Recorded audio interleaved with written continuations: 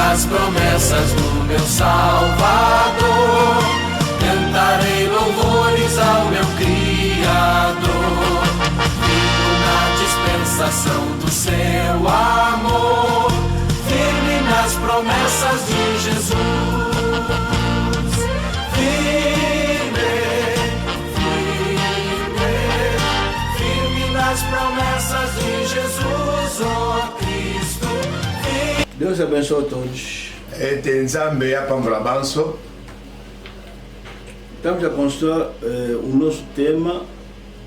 Tozali na kokoba na tina motu alikia na biso. E hoje é sábado. Pe lelo ezali moko na poso. Não esqueça o nosso grande tema, Abraão, pai das nações. Bosana te motu monene ya litia na biso na ntina na Abrahama tata na bikolo. Já vimos Abraão, pai da fé. Si tolekaki na koyoka Abrahama tata na kondima. E esse Abraão tem filhos. Joka Abrahama oyo abotaki bana. E vão sair daquela fé e são filhos que vão se espalhar em todas as nações. Bana oyo ba botamelaki na kondima Abrahama ba ezali ne bana oyo ba paranganisami na bikolo ya mokili mobimba. E esses que estamos a ver, quais são esses filhos? Nde bango nde tozali koyekola pona koyeba bana ngo ya Abrahama ezali banani. Já vimos um filho, Ismael. Si toyokaki bomoi ya moko ya bana ya Abrahama na kombo ya Ismael. E vamos ver agora outro filho, Isaac. Nde lelo tokoyoka lisusu na ntina na bomoi ya mwana mosusu ya Abrahama na kombo ya Isaka. Estamos a falar ainda sobre os filhos. Depois vamos entrar na religião. Tozali kolobela nanu na ntina na bana oyo ya botaki nsima nde tokoleka na kokota na ntina na eyamba. Mas já falamos que Ismael não seguiu o passo do pai. Kasi mikolesi koleka tolobaki boye Ismael ye abilaki bitambe ya tata na ye Abrahama te. Já que foi com a mãe, e a mãe está na doutrina da idolatria, então ali Ismael se perdeu também da fé do pai. Lokola Ismael akendeki elongo na mama na ye na mboka mama na ye kuna nzoka ezali epai wapi moboko ya kosambela bikeko nde ezalaki nde kuna esalaki ete Ismael apengwisamaki liboso ya kondima ya tata na ye Abrahama. Ismael nunca foi muçulmano.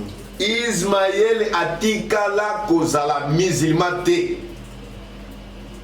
Israel nunca teve o profeta Maomé. Ismael azalaki na mosakoli moko te na kombo ya Maomé.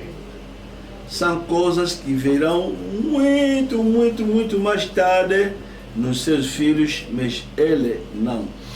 Ezalaki ba makambo oyelaki bana ya Ismael sima na ntango koleka kasi ye moko tata na bango Ismael azalaki na biloko wana te. E por isso eu falei que Maomé não tem nada a ver com Ismael. Yango nde mokolo na minei tolobaki boye ete Maomé aza na likambo moko te ya kotala liboso ya Ismael. Isso quer dizer que Maomé está a se apresentar como profeta e está a repetir o nome de Abraão e do Ismael como fundamento da religião. Maomé azali kotangama kozalaka mosakoli. Joka katne yamba ya ba musulman azali kozongela kotanga kombo ya Ismael na tata na ye Abrahama. Tipo que o que ele está pregando, que ele está a falar, é ce que deixou Ismael. Por isso eu falei que não tem nada a ver. Lokola kutu ye Maomé makambo azali koteya na eyamba na bango ya ba musulman ezali makambo ya solo o esalamaki na bomoi ya Ismaël pe tata na ye Abraham nzoka yango te. Fala de Abraão, fala do Ismael, não vale a pena, tipo mesmo que fundamento muçulmano são esses patriarcos. Ye pina Mahomet kolobela balayama pe Ismaël wapi lokola kutu kotelemisama ya eyamba ba mizima dezali bango babandaka yango nzoka bongo te. Mas vamos ver isso depois. Kasi tokoyekola ngo sima. Vamos falar sobre a religião depois. Tokolobela ntina na eyamba sima. Agora estamos a falar só dos filhos. Nesika outro aí kolobela kaka na ntina na bana. Dos filhos através dos quais houve essas religiões que se chamam filhos de Abraão. Bana nyonso ya balayama epai wapi nde bazali kotangama kozalaka bana ya Abrahama kati na mokili oyo. Então, já falamos do primeiro ponto, porque Abraão foi chamado pai das nações. Etape ya liboso si tolekaki na kolobela pezalaki motuna pona nini Abrahama abengamaki tata na bikolo. Já falamos do segundo ponto, Abraão pai de Ismael. Si tolekaki na kolobela etape ya mibale epai wapi Abrahama kozalaka tata ya Ismael. Já falamos também do terceiro ponto, os filhos de Ismael. Si tolobelaki pe etape ya misato ya kolekana koyeba bana ya Ismael. Agora vamos entrar no outro filho, quarto ponto, vamos falar Abraão, pai de Isaac. Nde toleki lelo na etape ya minei epai wapi tokolobela na ntina na Abrahama tata na Isaka. Cuidado, cuidado, essa história que estamos lendo é uma história que está na Bíblia, conhecida, mas o entendimento pode ser diferente. Bokeba, bokeba. Poete lisolo oyo ekutami ya kokomama kati na Biblia nzoka nde bososoli na yango ekoki kozala pena na bokeseni. Pode entender de uma outra forma, mas está a ler a mesma Bíblia. Yo okoki koleka na kososola na lolenge ya yo moko nzoka otangaka Biblia moko na biso. Vamos ler Genèse 15. Tozali kotanga na Genèse chapitre 15. De 1 até 5. Kobanda 1 ti na 5. Genèse 15, de 1 até 5. Genèse chapitre 15, verset 1 ti na 5. Vamos ler isso. Tozali kotanga ya moboy. Genèse 15. Genèse chapitre 15. De 1 até 5. Kobanda ete na mwa liboso ti na ya mitano. Depois desses acontecimentos, veio a palavra do Senhor a Abraão numa visão e disse: não temas, Abraão, eu sou teu escudo, o teu galardão será sobremodo grande. Respondeu Abraão: Senhor Deus, que me haverás de dar de contínuo sem filhos, e o herdeiro da minha casa é Damasceno Eliezer? Disse mais Abraão: a mim não me concedeste descendência, e um servo nascido da minha casa será o meu herdeiro. A isto respondeu logo o Senhor, dizendo: não será este o teu herdeiro, mas aquele que será gerado de ti será o teu herdeiro.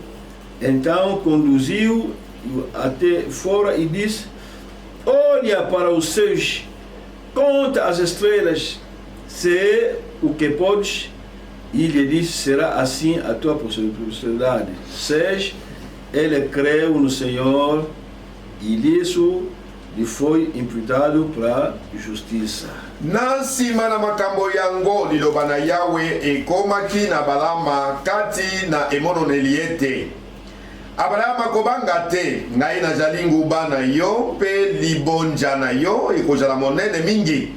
Abrahama ajongisaki ete Yawe Nzambe okopesa ngai nini po ete na kokufa wana ezangi ngai mwana, pe mokitani na ndako na ngai ajali Eliezele na Damaseke. Abalama alobaki mpe ete tala opesi ngai mwana te pe mowumbu oyo abotamaki na ndako na ngai ajali mokitani na ngai. Liloba na Yawe ekomaki na ye ete moto oyo akozala mokitani na yo te, kasi mwana na yo mpenza akozala mokitani na yo. Abimisaki ye na libanda mpe alobaki na ye ete tala likolo pe tanga motuya na mionto na likolo soko okoki kotanga yango. Alobelaki ye mpe ete bana na yo bakozala na motuya bongo motoba. Abalama andimaki Yawe pe ye atangelaki ye yango lokola boyenge bene. Genèse 17 de 15 à 19. Genèse chapitre 17, 15 tina 19. Diz também Deus a Abraão: a Sarai tua mulher já não lhe chamará Sarai, porém Sara. Abençoar-lhe-ei e dela te darei um filho. Sim, eu o abençoarei e ele se tornará nações, reis dos povos possuirão dela. E então se prostrou Abraão, rosto em terra, e se riu, e disse consigo: a um homem de 100 anos há de nascer um filho, dará à luz Sara com seus 90 anos. Disse Abraão a Deus: tomará que viva Ismael diante de ti. Deus lhe respondeu: de fato, Sara, tua mulher, te dará um filho, e lhe chamarás Isaac. Estabelecerei com ele a minha aliança perpétua para a sua descendência. Jambe alobelaki Abalama ete okotanga Sarai mwasi na yo nkombo Sarai lisusu te, nde nkombo na ye ekozala Sala. Nakopambola ye mpe nakopesa yo mwana mobali abotami na ye. Pesa yo mwana mobali abotami na ye, nakopambola ye mpe akozala mama na mabota. Bakonzi na bato bakobima na ye. Abalama akweki na elongi na ye mpe asekaki mpe alobaki kati na motema na ye ete mwana akobotama solo na mobali na mbula mokama pe Sala na mbula tuku libwa akobota. Abalama alobelaki Nzambe ete tika Ismaele atikala liboso na yo. Nzambe alobaki ete solo penja Sala mwasi na yo akobota mwana mobali pe okopesa ye nkombo Isaka. Nakolendisa kondimana na ngai na ye pela moko kondimana nalobi kompona mabota na ye nsima na ye. Vamos orar. Tobondeli. Deus poderoso, te abençoe bastante por essa palavra lida. Abençoa essa palavra e abençoa todos os ouvintes. Em nome de Cristo. Amém. Quarto ponto: Abraão, pai do Isaac. Etape ya minei Abalayama tata na Isaka. Por que estamos a estudar esses filhos? Pona nini ete tozali koyekola bana oyo? É para ter noção, ideia da origem daquela religião que se chama filhos, aquela religião onde os crentes se chamam filhos de Abraão. Ezali poto leka na kozwela yango likanisi ya boyebi epai wapi mosisa ya babiyamba ya mwana na mwana oyo Abalayama abotaki kati na mokili oyo. São três essas religiões que se chamam monoteístas, quer dizer, só acreditam num só Deus. Ezali biyamba misato oto bengi monoteisme. Etalisi ete na babiyambo misato nde bandimelaka Nzambe se moko ya likolo. Os muçulmanos, ya liboso nde ezali yamba mizima com o Islã. na Islam. 2, os judeus, Ya mibale ezali eyamba ya bayuda com o judaísmo. na judaïsme. 3, os cristãos com o cristianismo. Ya misato ezali eyamba yaba Kristo na cristianisme. Por isso estamos a estudar a origem de cada religião, onde saiu, depois como é que falhou, para ter ideia de cada religião dos ditos filhos de Abraão. Nde awa tozali koluka ko zwalikanisi ya boyebi epai wapi mosisa ya eyamba moko na moko ebandelaki pe nsima ndenge bapengwisamaki pe komonisa na mokili ete biyango misato ezali mpena ya minene. O segundo filho de Abraão chama-se Isaac. Mwana ya mibale ya mobale ya Abrahama kombo na ye Isaka. O segundo filho é Isaac. O primeiro é Ismael. Mwana ya liboso Ismael nde ya mibale kombo na Isaka.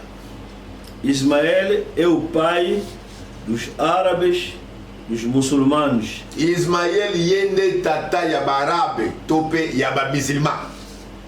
Isaac é o pai hoje dos filhos de Israel, dos judeus. Isaka yende lelo tata na ba Yuda oyo nde tobengi eyamba ya judaísme. Então, quando Deus chamou Abraão, tango Nzambe abengaki Abrahama na cidade de Ur, na engumba ya Ula, ele lhe disse: sai da tua parentela até aonde que eu vou te mostrar. alobaki na ye bima na mboka ya batata na yo kokende pai wapi ngai na kolakisa yo. Já lemos isso, mas Si totangaki yango kasi vamos sempre ler para ter ideia, tozongeli mpona kotanga ntango nyonso mpona kozwa mpenza likalisi sobretudo aquele que não estava. mingi mpona lisungi ya bandeko bazalaki na biso te ne bandeli. Gênesis 12. Genèse 12. Ora, disse o Senhor a Abraão: sai da tua terra, da tua parentela, da casa de teu pai, vai para a terra que te mostrarei. Yawe alobelaki ya Balama ete longwa na mokili na yo mpe na bandeko na yo mpe na ndako na tata na yo kokenda na mokili ekomonisa ngai yo. Logo que ele se mostrou a Abraão, Tango kaka Nzambe abimonisi epai na Balayama lhe deu também uma promessa: nde apesi ye elaka. de ti farei uma grande nação, te abençoarei, te engrandecerei o nome, se tu uma bênção. Nakojalisa yo libota monene mpe nakopambola yo, nakojalisa nkombo na yo monene mpe okopambola bato. Abençoarei os que te abençoarem, amaldiçoarei os que te amaldiçoarem, em ti serão benditas todas as famílias da terra. Nakopambola ba oyo bapamboli yo, mpe nakolakela mabe ba oyo balakeli yo mabe, mpe mpona yo mabota yonso na se bakopambolama. Quer dizer, logo que ele escolheu e lhe chamou, automaticamente ele deu também promessa. Na mbala moko Nzambe koleka kopona Balayama nde apesi ye mbala moko mpe elaka. A promessa foi: Elaka ezalaki vai lhe abençoar, kopambola ye, terá grandes akozala famílias, libota monene, pai das akobenga nações, matata na bikolo, o mundo será cheio de seus filhos. mokili ekotondisama na bana na ye. São promessas que seguiram essas chamadas. Ezali bilaka oyo epesamaki nsima ya bobimito ya miangama ya Balayama. 3. Abençoarei os que te abençoarem, amaldiçoarei os que te amaldiçoarem, em ti serão benditas todas as famílias da terra. Nakopambola ba oyo bapamboli yo, mpe nakolakela mabe ba oyo balakeli yo mabe, mpe mpona yo mabota yonso na nse bakopambolama. A partir daquele momento, Deus sempre estava a repetir a sua promessa a Abraão. Kobanda bobimi ya Balayama Nzambe tango nyonso azalaki kozongela bilaka oyo asalaki epai na Balaama. Sempre estava repetindo. Azalaki tamu kozongela koloba yango. Ele terá muitos filhos. Kozala bana Muitos mingi. filhos. Muitos filhos. Sempre Deus a repetir. Tango nyonso Nzambe kozongela koloba. Sempre, sempre. Quer dizer, qualquer oportunidade, ele repete mais isso. Vou te abençoar. Teus filhos, muitas bênçãos. Todas as nações, sempre a repetir. Mbala na mbala. Soki kaka ngonga epesami. Ne azalaki kozongela koloba. Bilaka oyo. Na balaya maite. Na kopambola yo. Okozala tata na bikolo. Mas uma coisa que Abraão não estava entendendo. Kasi eloko moko abalaya mazalaki kosusola te. A pessoa que vai ter muitos filhos em todas as nações, muita família bendita, essa pessoa não tem filhos. Moto ango obalaki koyebisa ete akozala na bana mingi kati na bikolo nyonso ya mokili pe ya kobenga matata na bango moto ango abotaka te. E isso que nós lemos hoje. Yango nde esili biso kotanga lelo No Gênesis 15. na Genèse 15. Vamos ler mais. Tozongeli kotanga Genèse yango 15. Genèse 15. Depois desses acontecimentos, veio a palavra do Senhor a Abraão numa visão. Disse: não temas, Abraão, eu sou teu escudo e o teu galardão será sobremodo grande. Na nsima na makambo yango liloba na Yawe ekomaki na Balaama kati na emononeli ete Abalaama kobanga te. Ngai nazali nguba na yo mpe libonza na yo ekozala monene mingi. Respondeu Abraão: Senhor Deus, que me haverás de dar se continuo sem filhos e o herdeiro da minha casa é Damasceno Eliezer? Abalaama ajongisaki ete Yawe Nzambe okopesa ngai nini mpo ete nakokufa wana ezangi ngai mwana mpe mokitani na ndako na ngai ezali Eliezele na Damaseke. Senhor, Kolo, o que adianta de mim se eu estou só sem filhos? tina nini penza opesa nga ebele ya bando nazobota na ngai te. Muitas promessas, estarei consigo, teu escudo sou eu.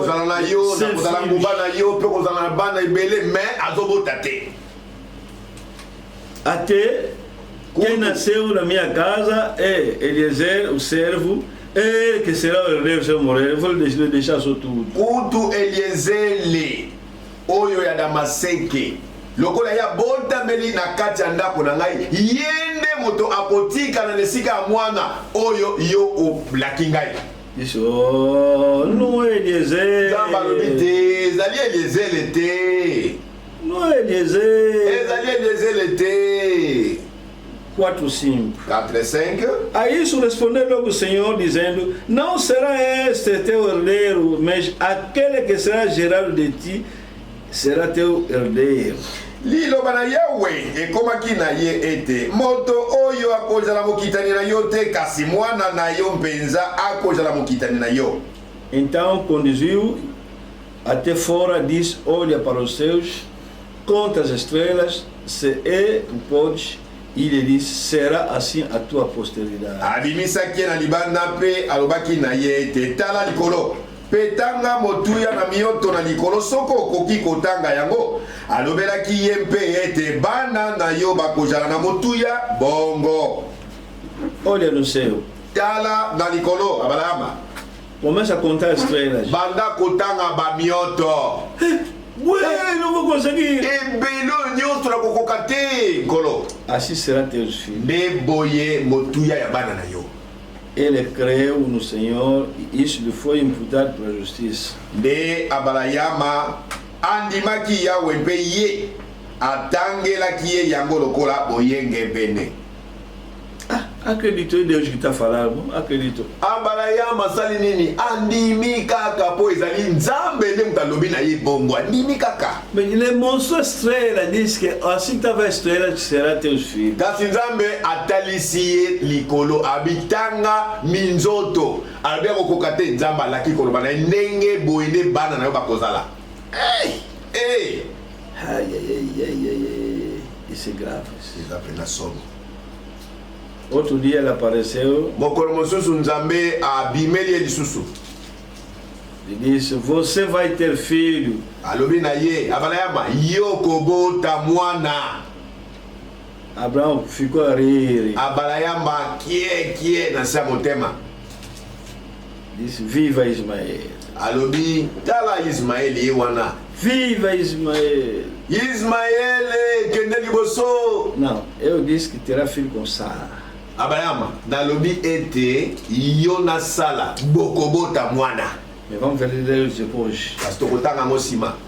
Estamos a falar sobre Abraão, pai do Isaac. Todos ali kolobelantina na balaya matata na Isaka. Agora, Sikoyo, a idade de Abraão está sempre a avançar.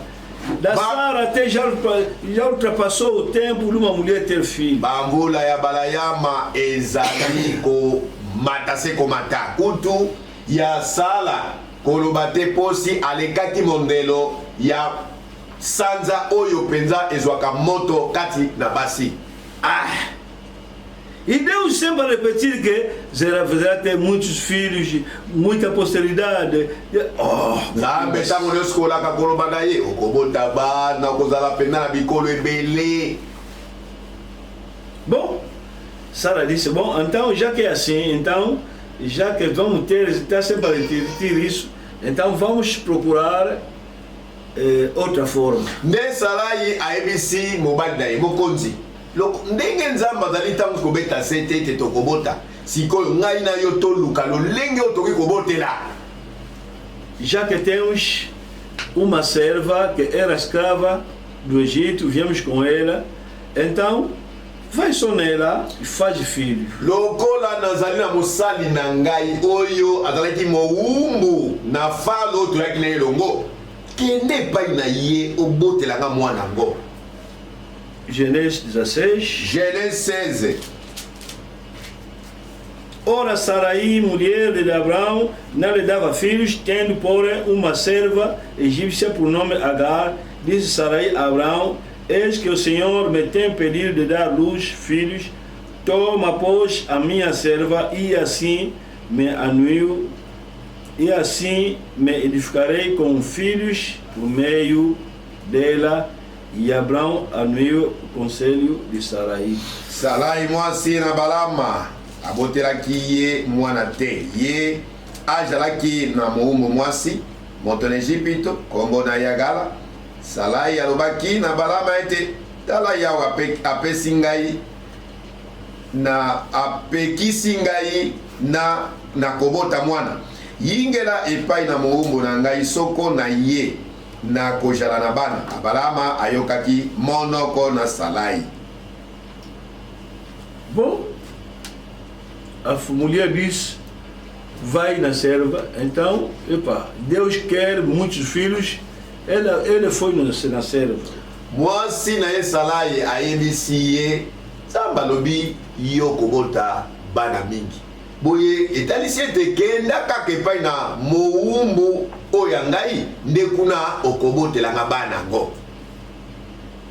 No pensamento da Sara, na likanisi ya Sara, Agar, sendo serva, vai pôr filhos, mas os filhos vão pertencer a Sara. Na likanisi ya Sara, Agala kozalaka ye mosali nde akobota bana, kasi bana oyo Agala akobota nde bakobengama bana ya mama Sarai. Vamos ler hoje. Disse Sarai a Abraão: eis que o Senhor me tem impedido de dar à luz filhos. Toma, pois, a minha serva, e assim me edificarei com filhos por meio dela. E Abraão anuiu o conselho de Sarai. Sarai alobaki na Abalama ete tala yawe apekisi ngai na mabota apekisi ngai na kobota mwana. Yingela epai na mowumbu na ngai soko na ye na kozala na bana. Abalama ayokaki monoko na Sarai. Sara tinha por pensamento a serva ter filhos e ele vai receber esses filhos como filhos dele. Na makadisia salai ezalaki ete mosali na ye nde abota bana kasi bana ngo bakobengama ya mama salai.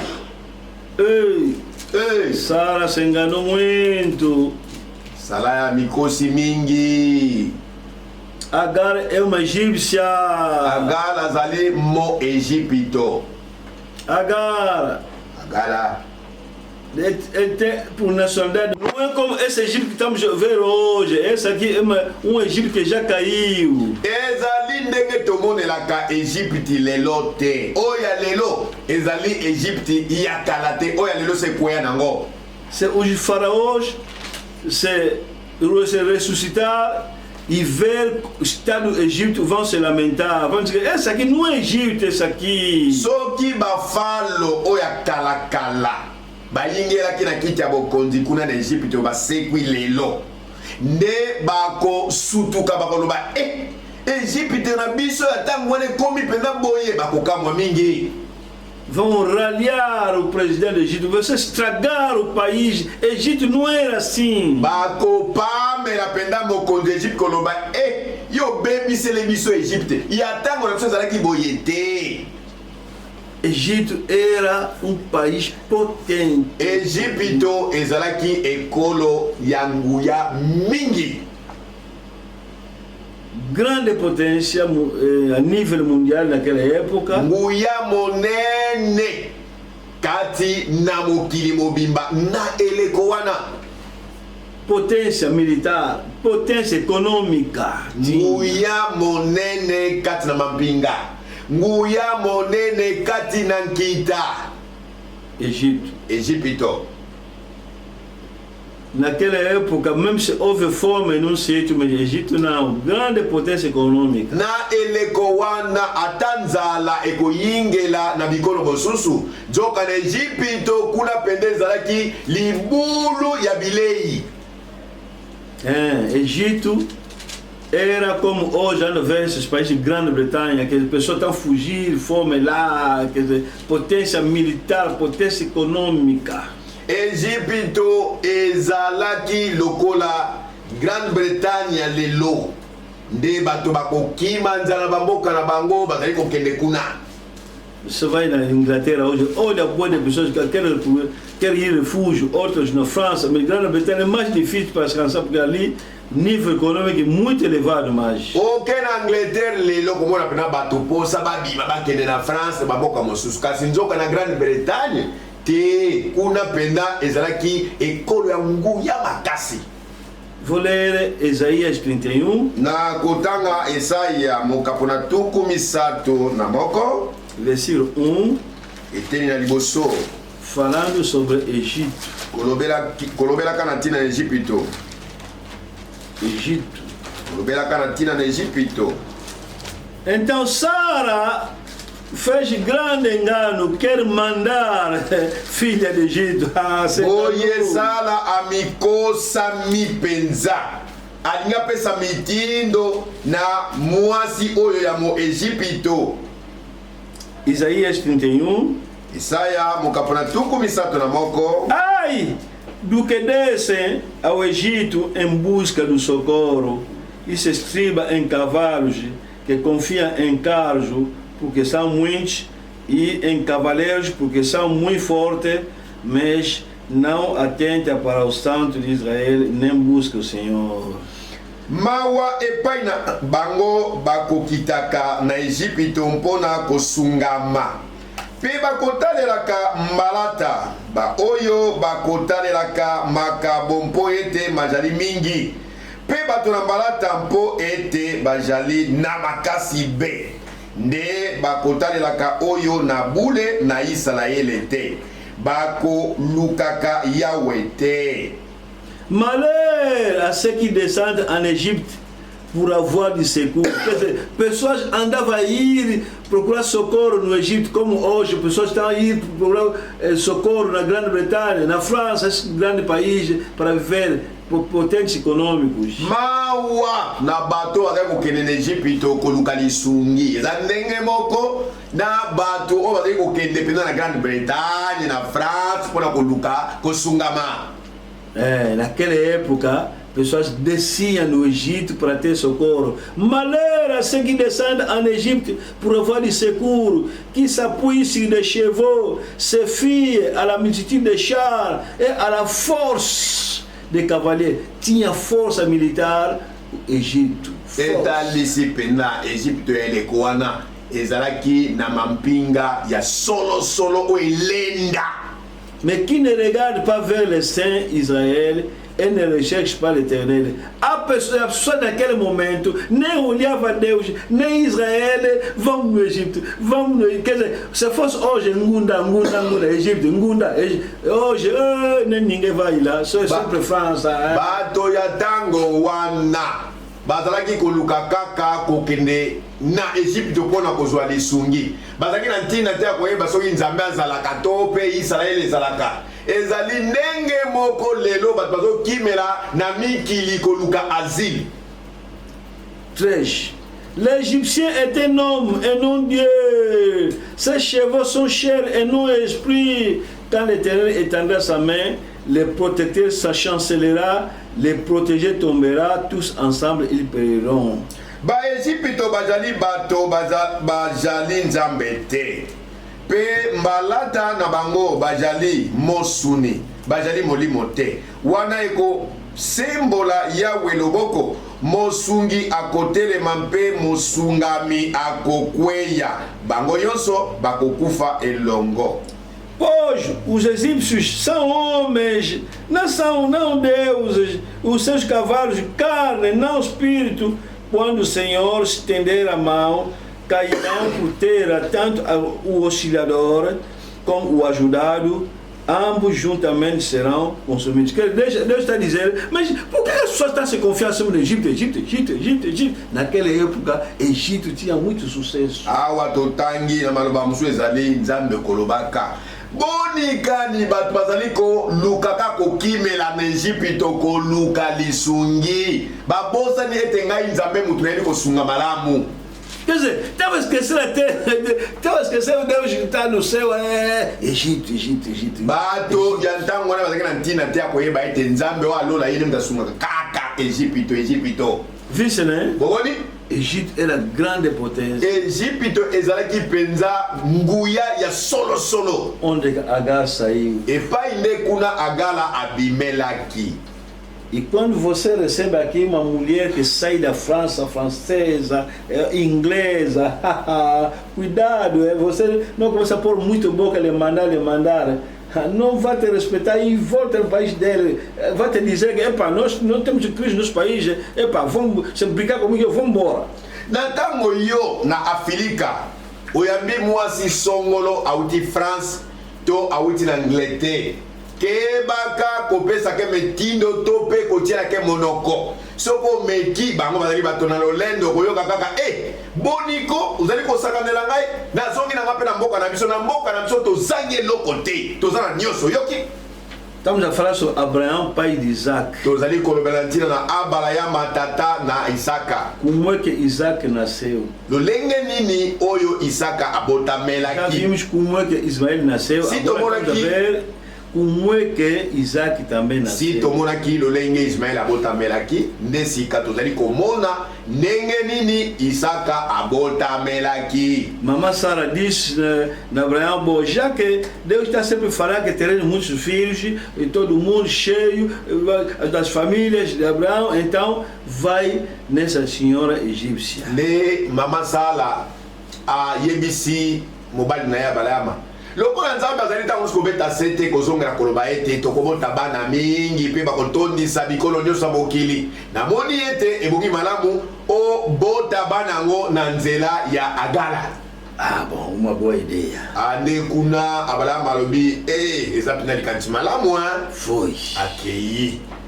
Quando foi, kendaki ye pam, pam, pam, oh, deu certo, gravidez. kolala kolamuka esimbi agala azwi mokumba. Sara disse, ai, ai. Sala lobi nazwi mwana, nazwi mwana. Ah, tem filho. Nazwi mwana. Mas esqueceu que essa mulher é egípcia. Kasi Sarai ami bosaniete agala azali mo Egipto. Escrava do faraó, saiu Moumbu ya falo. no domínio de faraó. Alongwa ki mboka Egipto na simamitindo ya falo. Agale olhou, Agala talie tchia, siata pata. saiu sei aonde, Outi soki wapi aqui estrangeira, awa mopaya. e está dizendo que vou te pôr filho. Ozolo baete na bote lobana. Tchia, Siata pata. vou sofrer 9 anos. Na nyo kwa mabasanza libuwa na libumu. E aquele fruto é teu. Asima nkonango ongana kobimisa yozwa yango. Tchia, Siata pata. tá brincando, hein? Ozo sakana. Não sabe quem sou eu. Yo yebite sokra zaka nani. Mulher egípcia. Mwasi mo Egipto. Nos países não tem crise. Mboka na biso kozanga ezalaka te. Tudo temos. Nyonso tozala ngo. Pessoas andam a vir a nós. Bato bayake pai na biso. Tchá! Siata pata. Sara disse que me enganei. Esala lobi ngai na mikosaki. Abraão, não quero mais ver essa Abanga nisu komona mwasi oteli boso na ngai. Expulsa da minha vida. Venga na ye na mona lisusu teli boso na ngai. Quer dizer, Elingi koloba nini? não quer dizer que Sara impurou o profeta Abraão a fazer adultério. Elobi te ete mama Sala atindikaki mosakoli Abrahama akende kosala ekobo na nko. Mas estava numa necessidade, Kasi ezalaki na bosenga moko penza. viu que a única forma de fazer é essa. Lokola mama Sala abimonaki abale kobota te nde alobaki kozalaka moto na nzoto ete lolenge se moko ya kobotela bana ezali kende epai ya mosali na ngai. Não é que Abraão cometeu adultério, não. Ezali te ete Abrahama asalaki ekobo te bongo te. Mas Sara, no pensamento dele, era filhos sair da barriga da serva, já que ela não tem filhos, ele ter filhos através da serva. Nde na makanisi ya mama Sala ezalaki ete lokola na mopanzi na ye azalaka na mosali nde bana yango esengelaki babotamela na nzela ya ye mosali. Isso que nós lemos também naquele dia, no Gênesis 30. Yango pe ototangaki mokolo wana na Genèse 30. Na Bíblia, essas coisas podem acontecer. Na Biblia makambo totangaki ekoki pe kosalema. Alguém Moto songolo não tem filhos abotaka te e utiliza a serva. nde asaleli mosala mwana mosala. Mas não quer dizer que podemos fazer isso hoje. Hoje não. Kasi na lobi na bino te ke biso pe tokosala ngo lelo te lelo biso tozwi ndingisa ngo te. Gênesis 30. Genèse 30. Vendo Raquel não dava filhos a Jacó, teve ciúme da sua irmã, disse a Jacó: dá-me filhos, senão morrerei. Emonaki Laele to pe Rachel ete abotaki mwana te. Ayokelaki mbanda na Yezuwa pe alobaki na Yakobo ete pesa ngai bana soko boete mbe nakokufa. Então Jacó se irou contra Raquel, disse: caso estou em lugar de Deus, que ao teu vento pediu frutificar. Kanda na Yakobo epelaki na Rachel pe alobaki ete ka ngai nazali na esika na Nzambe oyo akangili bumu na yo. 3. Wa. Respondeu ela: eis aqui Bila, minha serva, coabita com ela para que dê luz e eu traga filhos ao meu colo por meio dela. Bongo ye alobaki ete awa mowumbu na ngai bilia o bila kota epai na ye ete abota na mabolongo na ngai pe ngai na kozala na bana mpona ye. Assim lhe deu a Bila, sua serva, por mulher, e Jacó a possuiu. Bila concebeu, deu luz a filho, a Jacó. Então Raquel disse Raquel: Deus me julgou, também ouviu a voz, me deu filho, e portanto lhe chamou Dan. Bongo ye apesa kie mowumbu na ye Bila lokola mwasi na ye pe Yakobo akotaki epai na ye. Bila zwaki zemi mpe abotelaki Yakobo mwana mobali. Bongo Rachel alobaki ete Nzambe alongisi ngai mpe ayoki mongongo na ngai pe apesi ngai mwana mobali. Concebeu outra vez Bila, serva de Raquel, e deu à luz o segundo filho a Jacó. Sempre aquela serva vai ter mais outro filho, mas na conta de quem é? Da mulher de Jacó, Raquel. Kaka na nzela ya mwana mosala oyo ya Rachel nde kuna Yakobo ayaki kobota lisusu mwana ya mibale na konti ya nani? Na conte ya Rachel, to na esika ya Rachel. Disse Raquel: com grandes lutas tenho competido com a minha irmã e logrei prevalecer. Chamou-lhe Naftali. Rachel alobaki ete nabundaki etumba monene na mbanda na ngai mpe na lekaki yango wana abiangaki ye Naftali. A mais velha disse: tiens, agora minha irmã também está por filhos através da serva dele, e eu agora não estou conseguindo mais, ele já está por filho, não estou conseguindo, epa, eu também vou utilizar a minha serva. Kulutu ya Rachel asalizu alobi tia tapata leki na ngai akomi koleka nga boya botisi susu pe asali ete mwana na mosala bota ya mibale siko ngai awa nde naza wa libumu na nga se kangami mabota na ngai ebungi ngai pe na kozwa mwana mosala nasala pe ka bongo. Vendo Lia que ela mesma cessara de conceber, tomou também a Zilpa sua serva e deu a Jacó por mulher. Zilpa, serva de Lia, deu a Jacó filho. E monaki Leia ete atikaki kobota ye akamataki moumo na ye Zilpa pe apesaki na Yakobo lokola mwasi na ye. Disse Lia: afortunada, bem-aventurada, lhe chamou Gad. Bongo Zilpa moumo na Leia abotelaki Yakobo mwana mobali Leia. Depois Zilpa, serva idosa, Lia, deu o segundo filho a Jacó. Então disse Lia: é a minha felicidade, porque as filhas me terão por venturosa, e lhe chamou Asser. Leia botaki ete nazali na makila malamu bongo abiangaki ye Gada. 12 Zilpa mowumbu na Leia abotelaki Yakobo mwana mobali na mibale. Leia alobaki ete najali kosepela mpo ete basi bakobianga ngai moto na esengo bongo abiangaki ye Asele. Quer dizer, quando falamos dos 12 filhos de Israel, alguns dos filhos foram nascidos pelas servas. Tango biso to bengaka bikolo zomi na mibale ya Israel to mabota zomi na mibale ya Israel bayike ya bana babota melaki na nzela ya bana misala mibale. Mas Bila, Zilpa era humilde, sabia que só serva, então depois de ter filho, entrega na dona do filho. Kasi Zilpa azalaki ya kosokema motema kita pe azalaki ya komikitisa ayebaki malamu ete bana ona azali kobota ya ngai te tika na mema bango epai na nkolo na ngai. Cuidado, isso foi no Antigo Testamento. Keba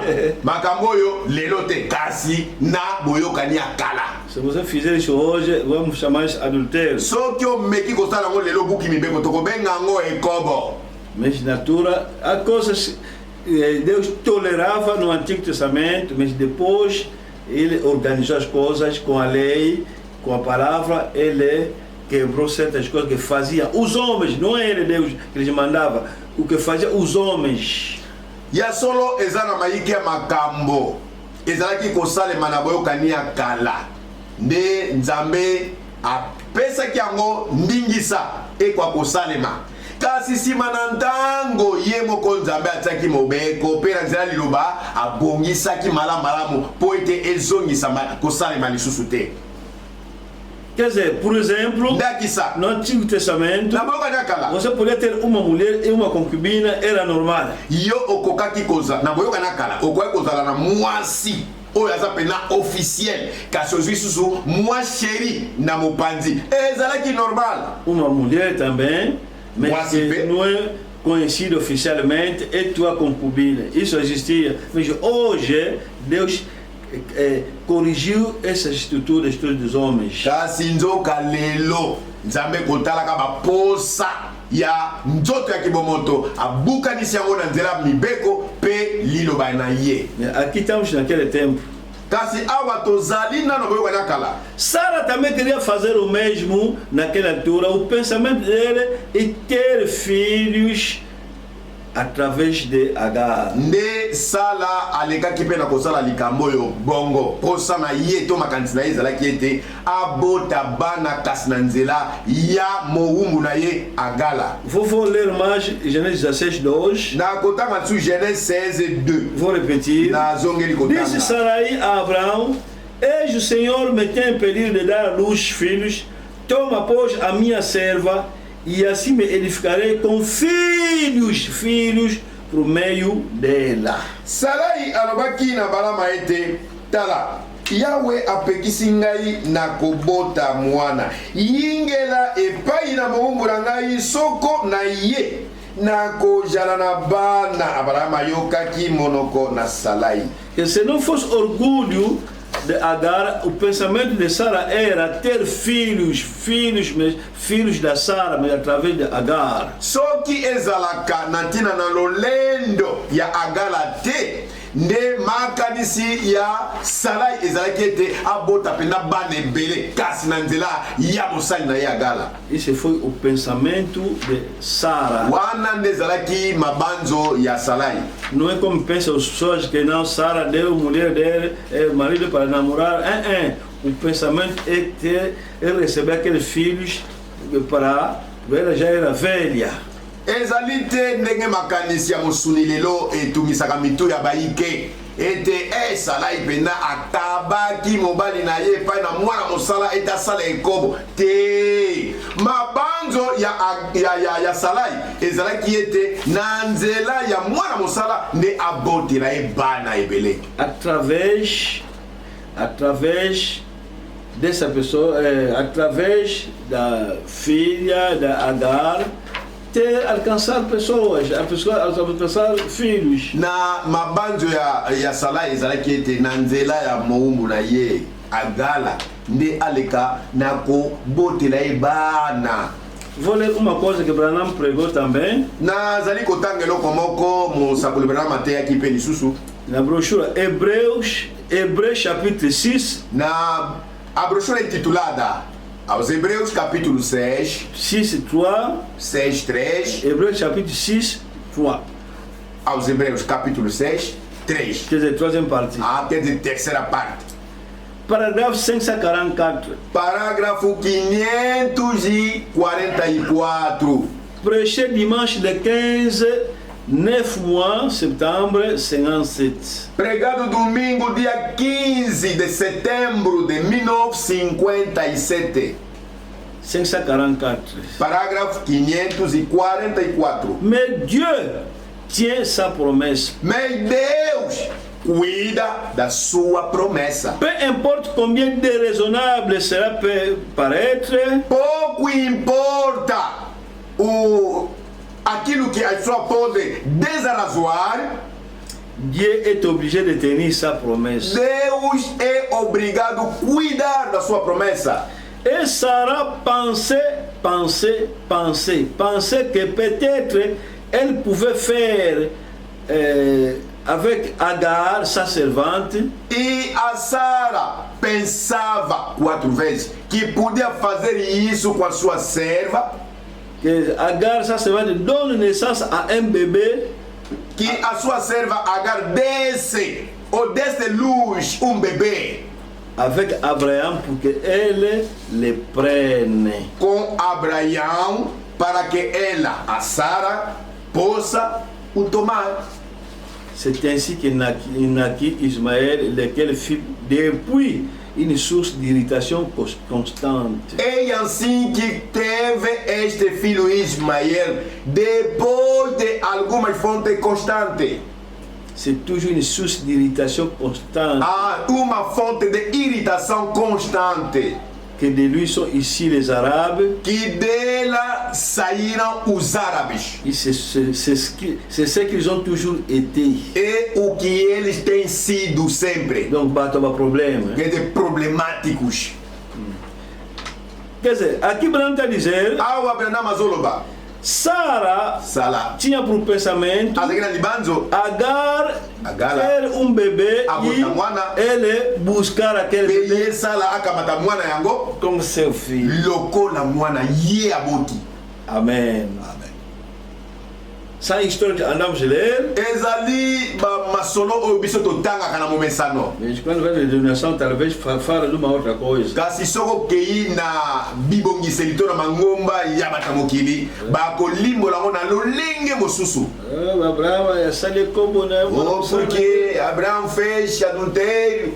Não, Sara quis filho e deu serva no marido para ele pôr filho, mas esse filho é para ela. Sala asepelaki ete mwana na mosala azala na mobali na bala ya mpo abota bana, kasi bana ngo bazala ya ye mama Sala. Genèse 21, Gênesis 21. vamos ver 21. Tozotanga Genèse 21. Deus apareceu a Abraão. Nzambe abimeli abalayama. Deus apareceu a Abraão. Nzambe abimeli abalayama. Disse a Abraão: Alobi na balayama boy. você vai ter filho. Yo abalayama okobota bana. Hein? Nini kolo? Que? Kolo lobi nini? Filho. Bana.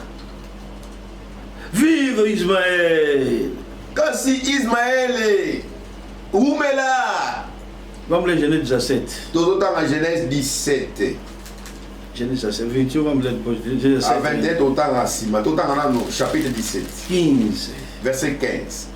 Diz também Deus a Abraão: a Saraí, tua mulher, já não lhe chamará Saraí, porém Sara, abençoá-lo e dela te darei filho, sim, eu abençoarei, ela se tornará nações, reis de povo procederão dela.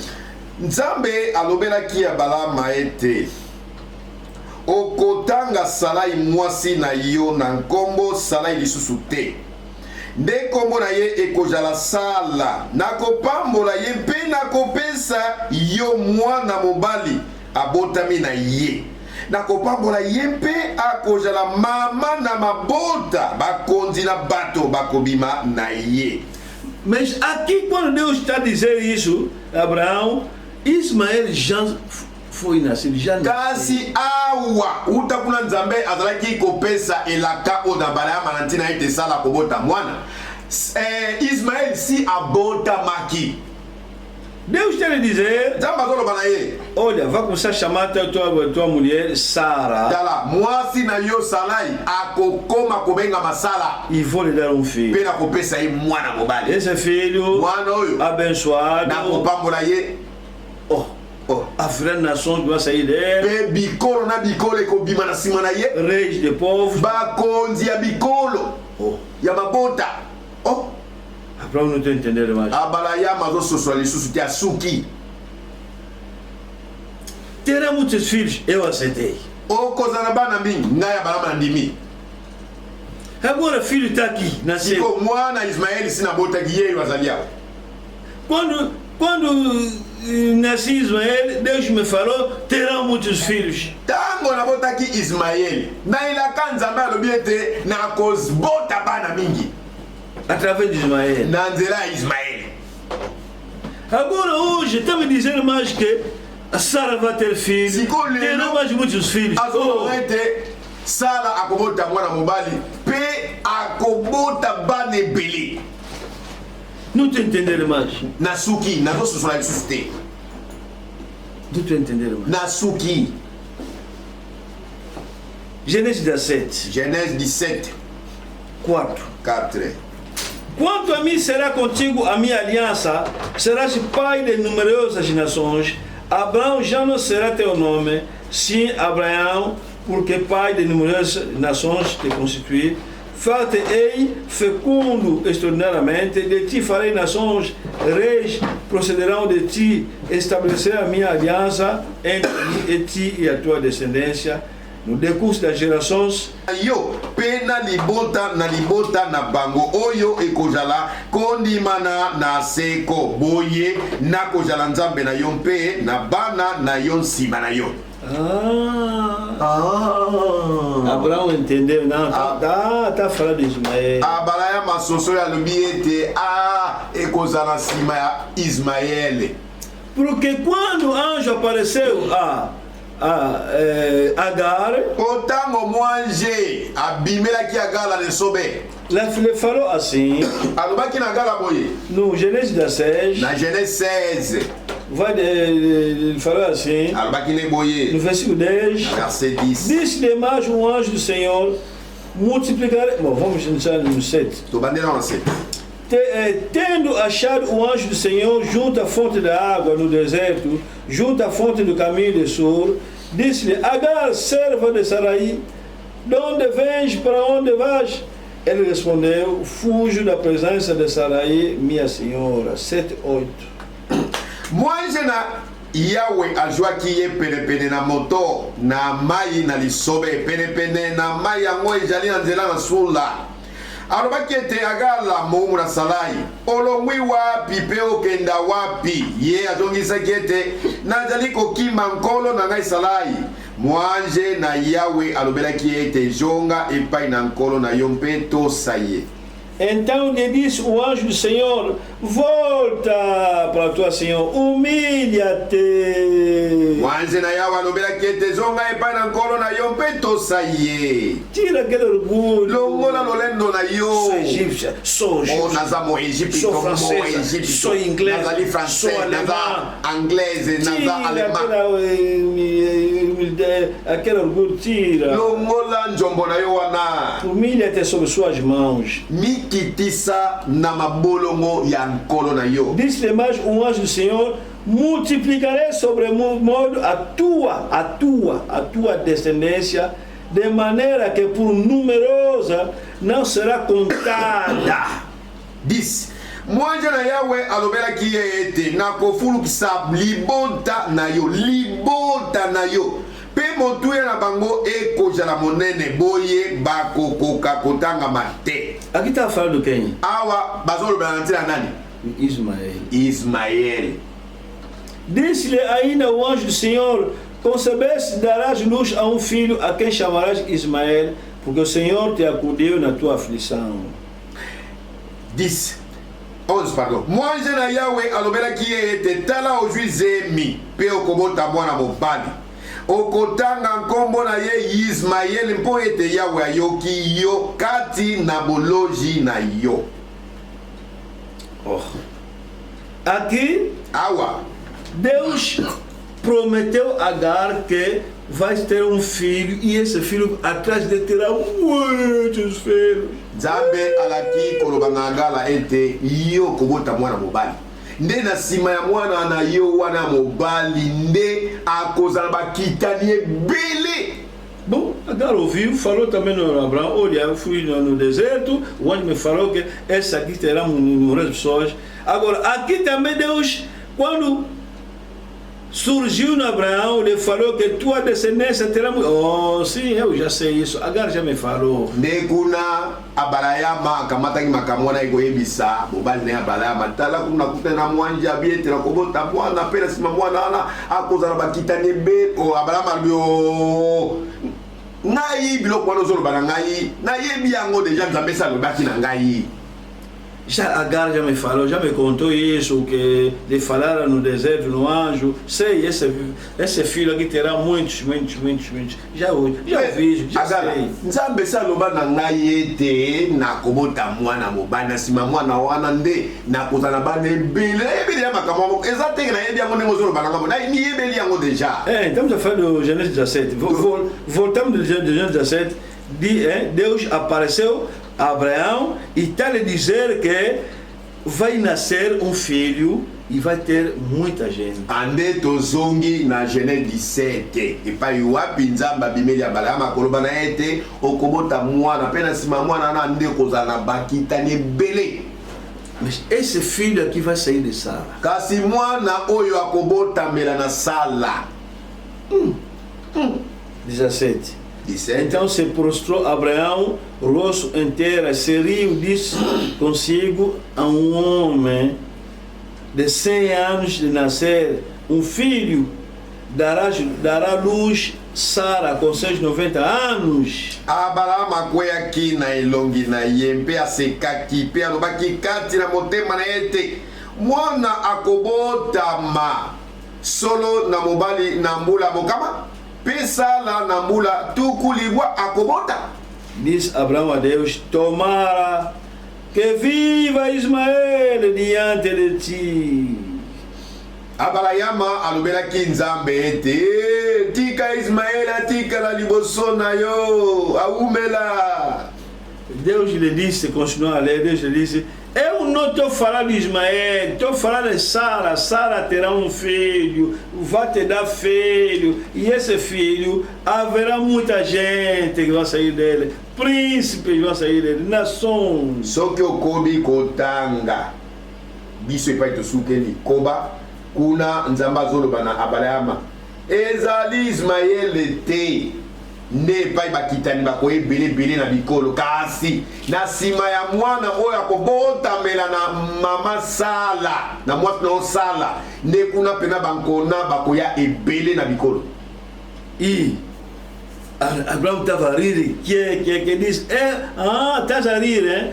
Quando vai ter esse filho, vai dar o nome de Isaac. Isaac significa ele riu. Ne sima Balama koyoka likamboyo atali bambula mwasi aseki na sia motema joka nzamba atangaka mitema amonya bien oseki tango mwana ngo kobotama kamata kombo ya aseki pesa ye. Gênesis 18. Genèse 18. Deus visitou Abraão com 2 anjos. Nzambe aye kotala Abalayama elongo na banje mibale. Ele disse mais: alobi na lisusu vou te visitar no próximo, Sara terá filho. nde na eleko kaka mbula koya na koya lisusu kotala yo nde mwasi no Sala akobota mwana. Sara Sala na suku place azalaki kia. Ele disse: por que Sara está ali? nde nzambe atuni Abalayama mpona nini mwasi no Sala azali kongwenya. Sara disse: não ri. Sala awangani lisusu alobi te naseki te Riste. oseki. Ano próximo, então vir nesse período, você vai ter um filho. Mbula ezali koya kaka na eleko oyo yo okobota mwana mobali. E teve filho. Pe abotaki mwana mobali. Agora, Sikoyo o que se passa agora? nini ezoleka? Deus prometeu a Abraão uma coisa Nzambe alaki Abalayama eloko songolo e ele fizeram da maneira deles, pe bango Abalayama na mwasi ne basali na ndenge na bango fabricar a coisa da maneira deles. misaleli eloko na lolingi na bango. Deus, aquela coisa que eles fizeram, Deus disse: não, eu já falei mediante Sara. Kasi Nzambe kotala ayebisi bango te na oyo wana mpe osali te ngai nalakaki koloba na nzela ya mwana osala kobota. E por isso, o dia que Sara ficou zangada, falou no Abraão, expulsa essa mulher, Deus acudiu Sara. Na mokolo sala asilika kia tomboka kitangwa yebisi Abrahama benga nelanga mwana mosala oyo ninelandaki nzambe ayepenza kokotela Sara. 21, 9. Vendo Sara que o filho de Agar, a egípcia, o qual ela dera luz a Abraão, caçoava que se estava a rir Isaac, disse a Abraão: rejeite essa escrava, seu filho, porque o filho dessa escrava não será herdeiro com Isaac, meu filho. Sala amonaki mwana na gala koseka tope kochola mwana na mwasi na Egypto oyo ebotelaki ye Abrahama. Bongo ye alobelaki Abrahama ete longola moumbu oyo mpe mwana mobali na ye mpo ete mwana na moumbu oyo akozwa libula elongo na mwana na ngai Isaka te. 11. Parece isso muito penoso aos olhos de Abraão por causa de seu filho. Quer dizer, lhe deu muita pena a mulher lhe falar que expulsa essa criança com meu filho, Sara, por que está dizendo isso? Nekuna tata Abrahama koyoka kali kambo mwasi ne Sala lobaki na ye po abengana mwasi moumbu na mwana na ye abi Sala ozokisi nga na motema pwa nini nabengana mwana na ngai penza nga na boti makila na nga. Diz porém Deus a Abraão: não te pareça isso mal. Nzambe nde alobelaki Abrahama ete tungisa na motema na yo te. Deus está dizendo a Abraão que não veja isso mal se Sara dizer que expulsa essa criança. Ismael expulsa teu filho, não veja isso mal. Olha só. Abrahama kotungisa matera motema po mwasi na lobiete obenga na moumbu ne ya mwasi na mwana na ye yokela mwasi na yo benga na ye penza. Não pareça isso mal por causa do moço, por causa da tua serva. Atende a Sara em tudo o que ele te disser, porque Isaac será chamada a tua descendência. Nzambe alobelaki Abrahama ete tungisa motema na yo te na ntina na mwana mpe moumbu mwasi na yo soko Sala alobeli yo nini Sala boye mpo ete libota na nkombo na yo ekobima na Isaka. A tua no singular descendência. Oyoki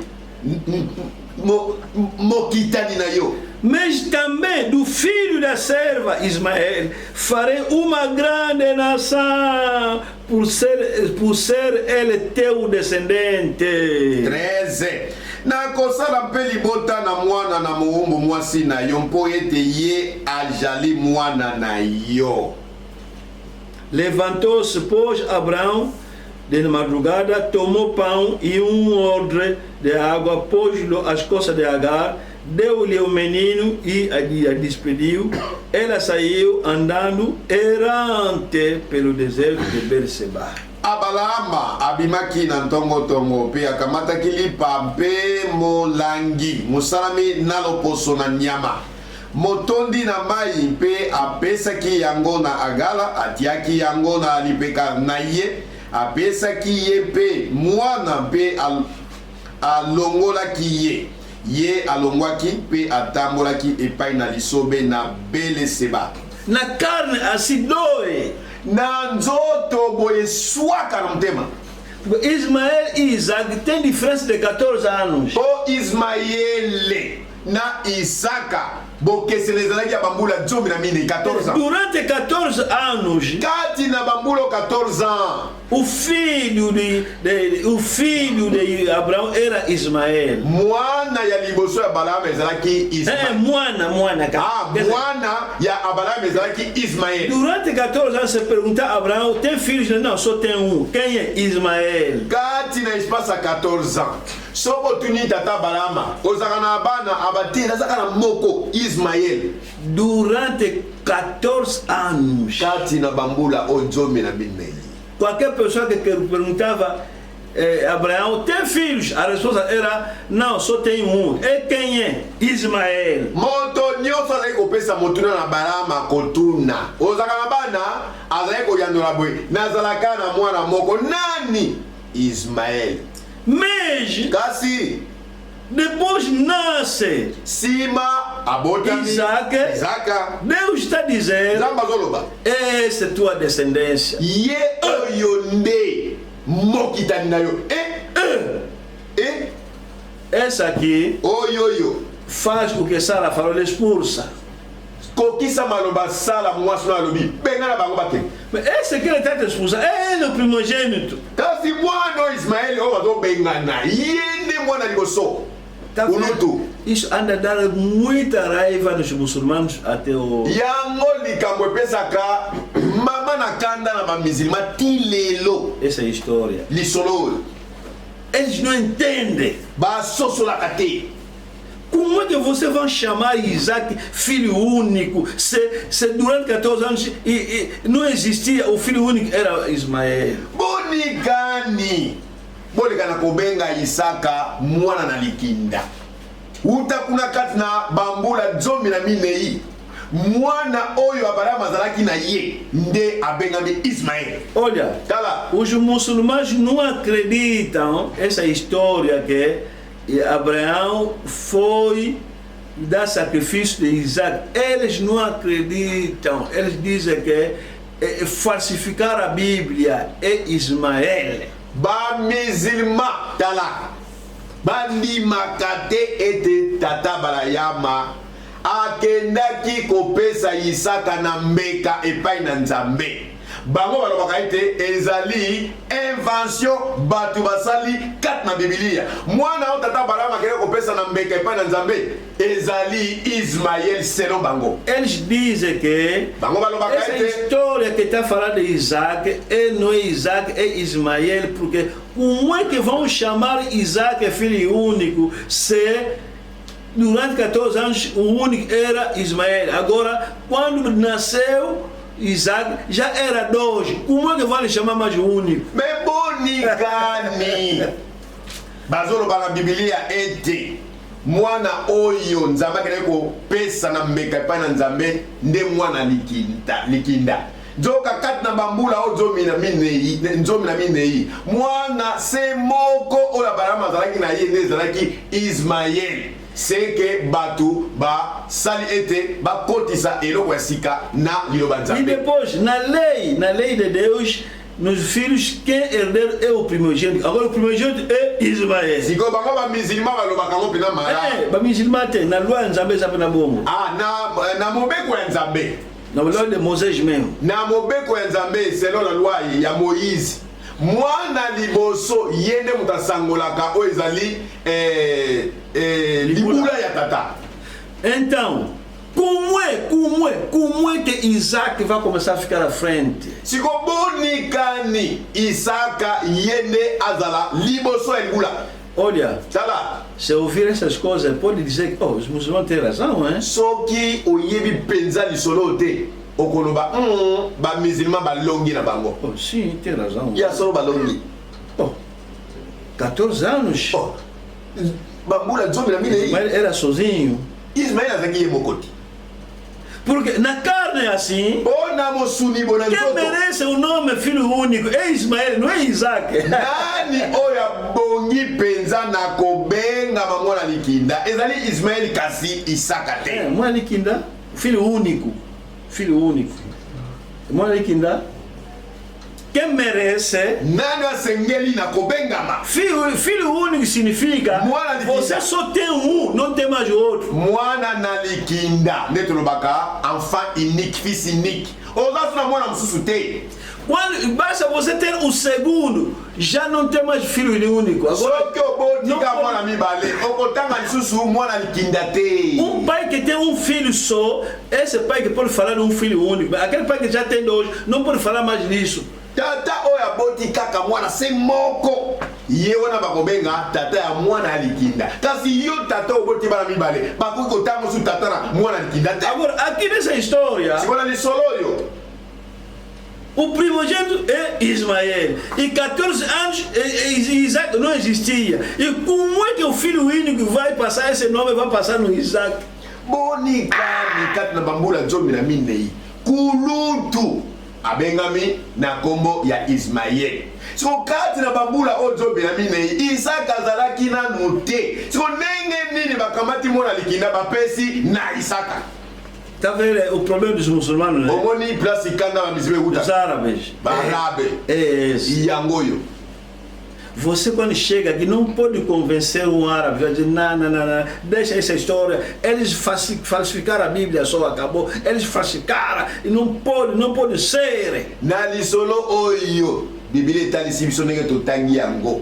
Yo okoki kolonga en arabe te en musulman te akotali sabango koloba ete te zali Isaka mwana likinda ba kondima te ba koloba nao tala ba falsifier Bíblia. C'est pour isso foram meter mesquita no Jerusalém, querer como não, o nosso pai Ismael foi sacrificado, queria ser sacrificado aqui, vão meter mesquita, querer como não. Yango wana na kanda wana ba musulman ba te kotia mosquée na bango wapi na Yerusalem na nko na boyebi ete mwana wa Balama akeneki kopesa na libonza epai na Nzambe ndezaki Ismael. Porque aquele sacrifício se passou no Jerusalém, mas naquele momento, naquela altura, o nome de Jerusalém não existia ainda, ele só morria. Pe libonza wana pesa melaki na Yerusalem kasi na ntango wana o tata Balama akeneki kopesa Isaka na mbeka Yerusalem ezalaki nanu te bazali kobenga ngo Morija. Se você ir no Jerusalém, so que na Yerusalem aqui o templo okotala boy awa tempelo israélita, mas já está destruído. Dizem que é aqui o nosso pai Isaac que Abraão queria dar sacrifício. Mas há 50 metros tem também mesquita. Eles também dizem, é aqui o nosso pai Ismael queria ser sacrificado.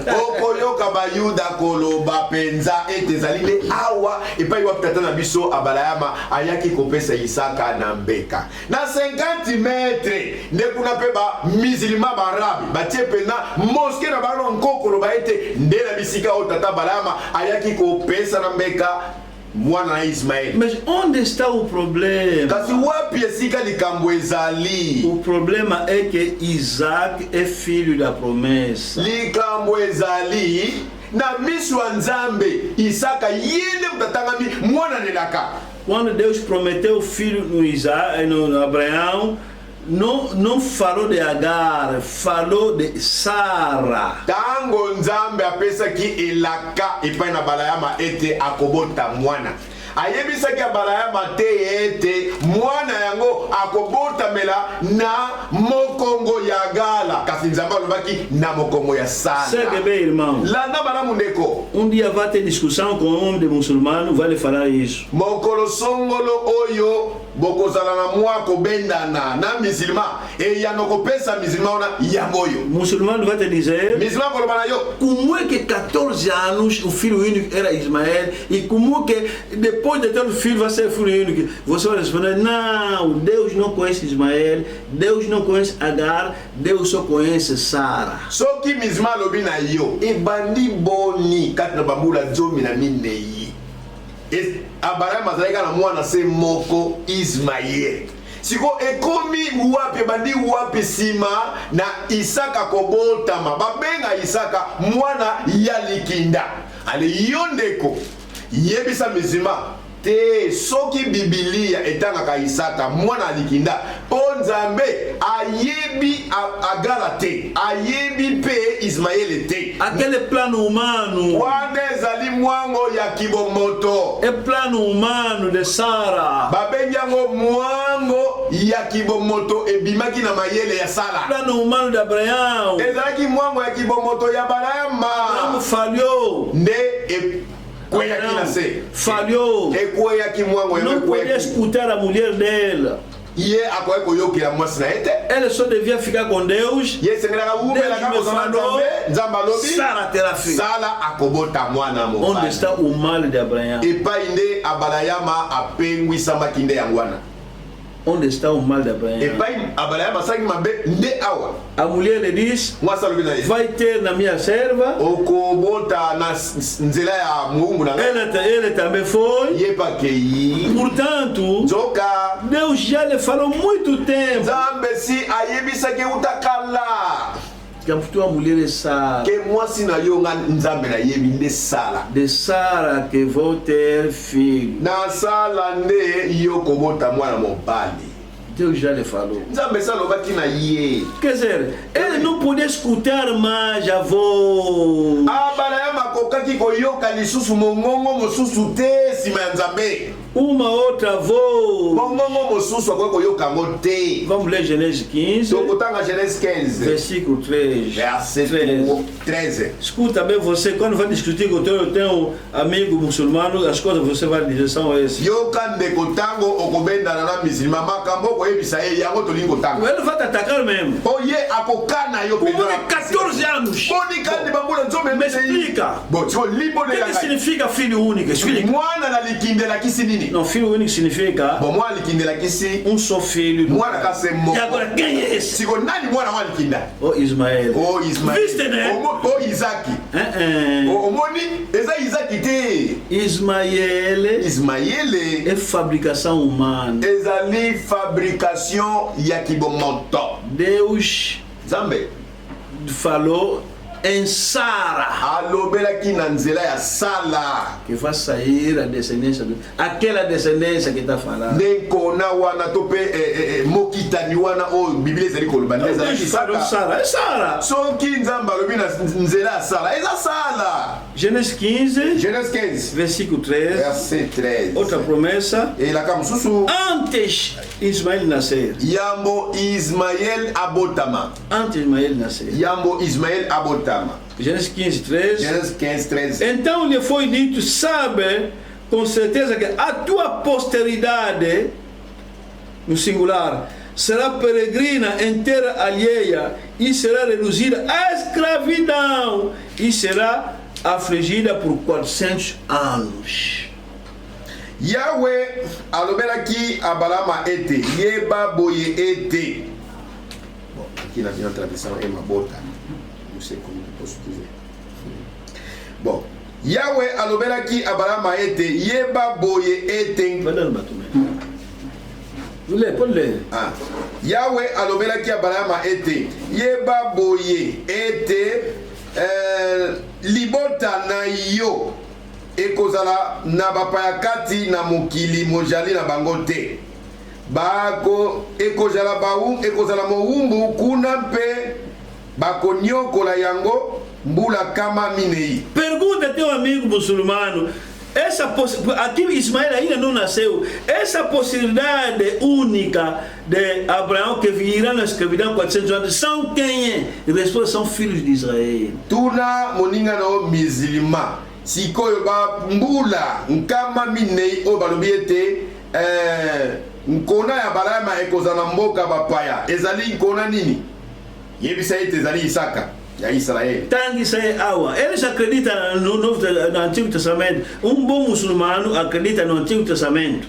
Bango ba musulman bandimelanga boka na kala siko ba musulman o solo verdadeiro muçulmano solo acredita na história de Abraão do Antigo Testamento. Bandimelaka lisolo ya Abraão na boyoka na kala. Diga que olha, prometeram no nosso pai que a sua possibilidade no singular será escravidade 400 anos. Isso aconteceu nos filhos de Isaac. Ete mokitani na yo akokende na boumbu kat na bilanga nkama minei kuna na Egypto. Makambo yo konekene na boumbu ezali na nzela ya Isaka. Aqui, Ismael ainda não nasceu. Ismael não abotami te. Deus já deu a promessa alaki dos filhos de Israel no Egito. Ya libota na Israel na boumbu do Egipto. 14.